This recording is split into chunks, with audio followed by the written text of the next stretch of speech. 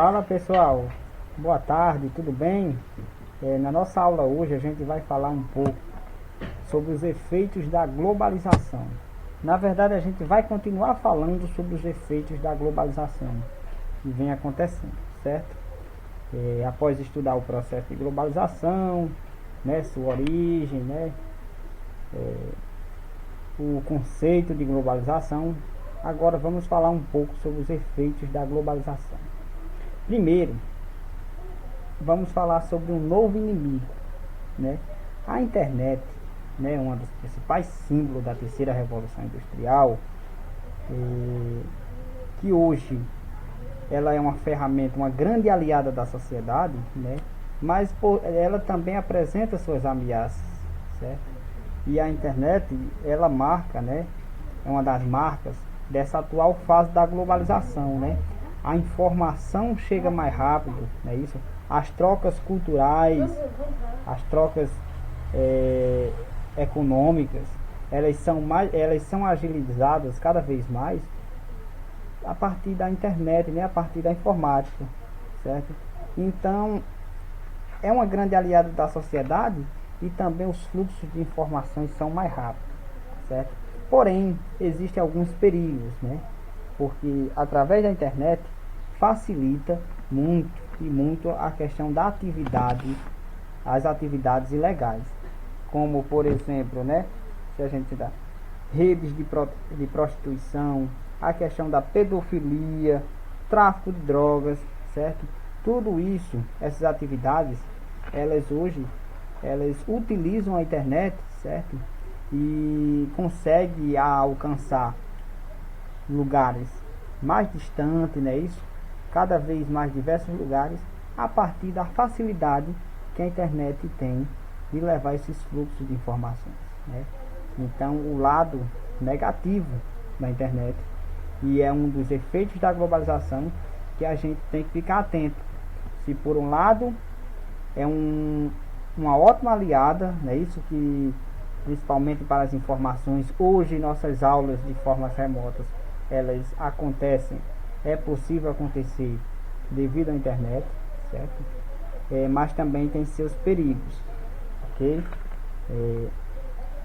Continuando, falando sobre o poderio bélico militar, certo?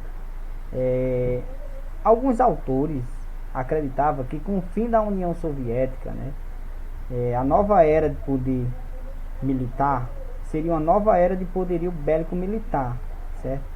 Porque acreditavam-se que com o fim da União Soviética, os Estados Unidos se despontando como potência hegemônica militar, né, as disputas militares se tornariam menos importantes, certo? Aí surge essa teoria, né, que o fundamental a partir com o fim da Guerra Fria agora seria disputas econômicas, como aconteceu recentemente a guerra comercial entre China e Estados Unidos. Então essas disputas econômicas e os conflitos militares ficariam confinados aos países em desenvolvimento, ou seja, os países mais pobres, né? Só que isso não se confirma, isso não se configurou na prática, certo? Então a gente vê que é um dos problemas que o avanço da globalização tem enfrentado cada vez mais, é conflitos que existem, seja por diferentes razões, disputas territoriais, conflitos étnicos, raciais, conflitos nacionalistas, certo? Então, esses conflitos eles ainda existem, certo? Parte dessa teoria vem sendo contrariada, certo? Existem muitos conflitos, né, que até mesmo envolvem países desenvolvidos, né? Como por exemplo, né, a invasão dos Estados Unidos no Iraque, a intervenção militar norte-americana no Afeganistão e alguns conflitos que acontecem lá na região central da África, certo? Aí, seguindo essa teoria, certo? Eis aí a pergunta: os países não precisam mais se preocupar com gastos militares? será que os países, tendo em vista que com o fim da Guerra Fria, né, agora as disputas militares menos importantes, será que os países não precisam mais se preocupar com gastos militares, certo? A resposta, pessoal, é que sim, certo? Os países precisam sim se preocupar com os gastos militares, certo? Porque apesar do poderio militar ele ter perdido importância, certo?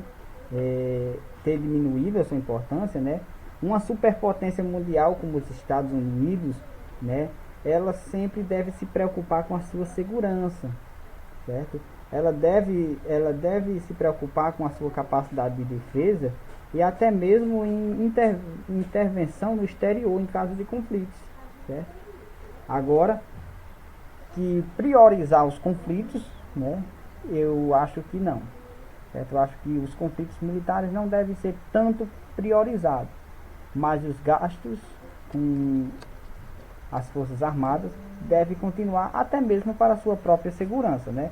A gente viu o que aconteceu com os Estados Unidos no início desse século, né? Com os atentados às Torres Gêmeas. Existe, né? Com o fim da Guerra Fria, né? Existe o chamado Clube Atômico, né? O Clube Atômico é o conjunto de países que dispõem de bombas atômicas, né? Aquele já conhecido como os Estados Unidos, a Rússia, que foi a herdeira do arsenal nuclear, certo? Da ex-União Soviética, certo? A França, a Índia, Paquistão, Reino Unido, são países que dispõem de bombas atômicas, certo? Então esses países formam o chamado Clube Atômico. E aí os gastos militares, né? Então, contrariando no caso, quando a gente vê aqui esse gráfico, a gente vê aquela pergunta, que é aquela pergunta sobre, será que não deve mais ter gastos militares? Os países investem sim, eles continuaram investindo. Olha só os países que mais investem em gastos militares, né, em bilhões de dólares, né? A gente vê aí Estados Unidos e China, certo? Seguido pela Arábia Saudita, Rússia, Reino Unido, Índia. Então os países continuam investindo em gastos militares, até mesmo para a sua própria defesa, certo? E que a gente sabe que existe ainda conflitos existentes no mundo, né? Aí uma nova guerra, certo? Quando eu falo uma nova guerra, falo da maneira como os povos fazem as guerras atualmente, certo? No início, né, como diz aí a frase, né, a maneira de como os povos fazem a guerra vai depender muito da sua economia, e em especial da sua evolução técnica, né? Então, se a gente vê aqui a sequência de imagens, né, as guerras antigas, né, a guerra entre os persas e gregos, né, o antigo Império Romano, né, como eram as armas, né, as técnicas, né? Então exigia mais força bruta, como se diz, né, isso, habilidade que nem outro. E a partir do momento que foi se desenvolvendo, né, a gente vê que vai aumentando, evoluindo, né, as técnicas de como fazer a guerra, né? Olha aí, durante no período da colonização, né, os nativos ainda utilizavam arco e flecha, né, e os colonizadores já tinham em suas mãos armas, né, isso mesmo que fosse armas de fabricação caseira, artesanal, certo? Aí com o desenvolvimento da Revolução Industrial, né, a partir da Revolução Industrial, novas armas foram desenvolvidas, né? Aí eu coloquei aí o exemplo aqui da metralhadora, né, isso que era considerado uma das principais inovações técnicas na indústria bélica durante a Primeira Guerra Mundial, certo? Além das metralhadoras, a gente pode destacar os fuzis, né, os tanques de guerra, certo? E na Segunda Guerra Mundial, a gente já vê um desenvolvimento de armas de destruição em massa. O que são armas de destruição em massa? São aquelas que são capazes de causar um grande estrago, certo? Após ser lançado. como por exemplo aqui, né, a bomba atômica. E com a evolução, né, o desenvolvimento técnico decorrente da revolução técnico-científica informacional, né, aqueles avanços que aconteceram durante a Guerra Fria, hoje existem as armas inteligentes, certo? O que são armas inteligentes? São as armas que ela tem a aplicação da informática, certo? Como por exemplo chips e programas de computadores, mas a aplicação de sistemas de telecomunicações como satélites e GPS.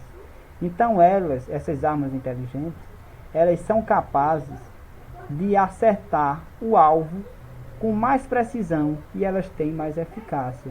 Então um exemplo de uso de armas inteligentes que o mundo ficou espantado foi durante a invasão dos Estados Unidos ao Iraque, certo? Em 2003, Estados Unidos utilizando armas cada vez mais precisas que acertavam o alvo com precisão, com mais eficácia, certo? Então são as armas inteligentes, são esses tipos, a evolução técnica que hoje é utilizada na guerra, certo?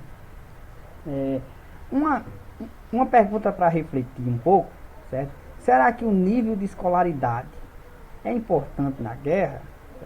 Eu digo que se a gente for analisar no início, né, aquela sequência de imagens, aqui eu acho que o nível de escolaridade aqui não era tão importante, aqui também não, e aqui também não. Mas quando chega aqui nas armas inteligentes, o nível de escolaridade é importante sim, pessoal. É muito importante o nível de escolaridade hoje, certo? Tendo em vista, certo, que as armas inteligentes utilizam muito a informática, certo? Então, as tecnologias. Então, é necessário saber operar essas tecnologias, certo? Então, hoje, na guerra, o nível de escolaridade, ele é muito importante, certo? Substituiu a questão da força bruta, como acontecia antigamente.